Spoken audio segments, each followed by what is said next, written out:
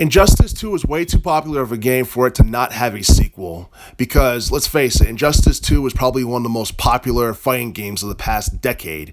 It rivaled the likes of Tekken 7, Street Fighter 5, and hell, even Dragon Ball FighterZ in terms of popularity.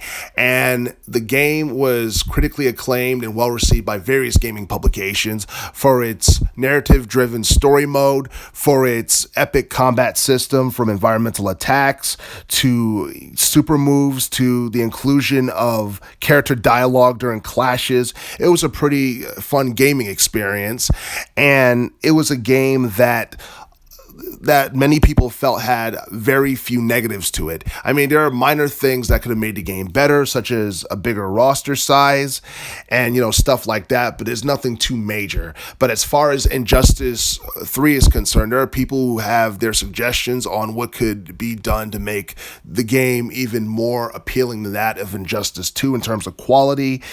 And some people on the internet have argued that, maybe they can revamp the loot system from Injustice 2 because there were people who would complain about the glitches they would receive concerning the mother boxes in Injustice 2, and they feel that they should just be getting rid of altogether. Or, if they're going to bring back the mother boxes in Injustice 3, they can at least fix the glitches. Also, the idea of having a branching storyline will add to its replayability because players will be able to play the game more than once to get various type of endings.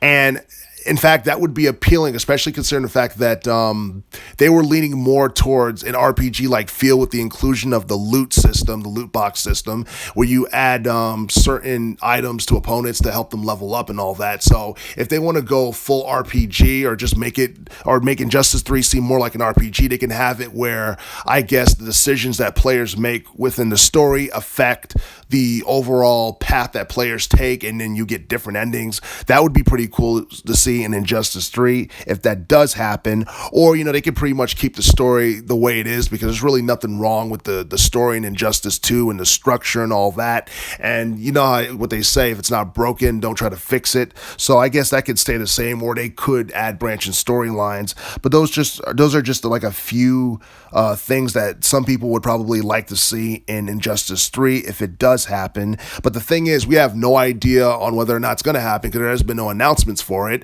Some people would love for it to come out next year, but the thing is, if it does come out sometime within the next couple of years, I can imagine it coming out sometime maybe in 2022 or 2023. If we get it in 2021, that would be awesome, but if we get it in 2022 or something like that, I wouldn't be too surprised.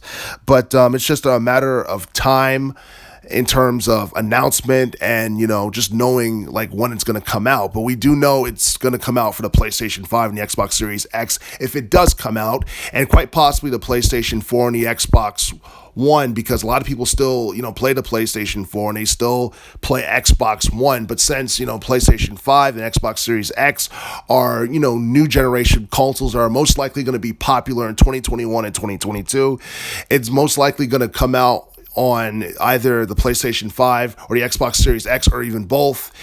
But the question is whether or not it's going to come out on Nintendo Switch. That's something that's kind of hard to tell because I don't think the past two Injustice games were released on Nintendo Switch, and even if they were, I don't think they would run as well as they would on the PlayStation 5 or the Xbox Series X or what have you. So it'll be interesting to see if we do get an Injustice port for Nintendo Switch sometime in the future. But as far as Injustice 3 is concerned, a lot of people are hoping that comes out very soon.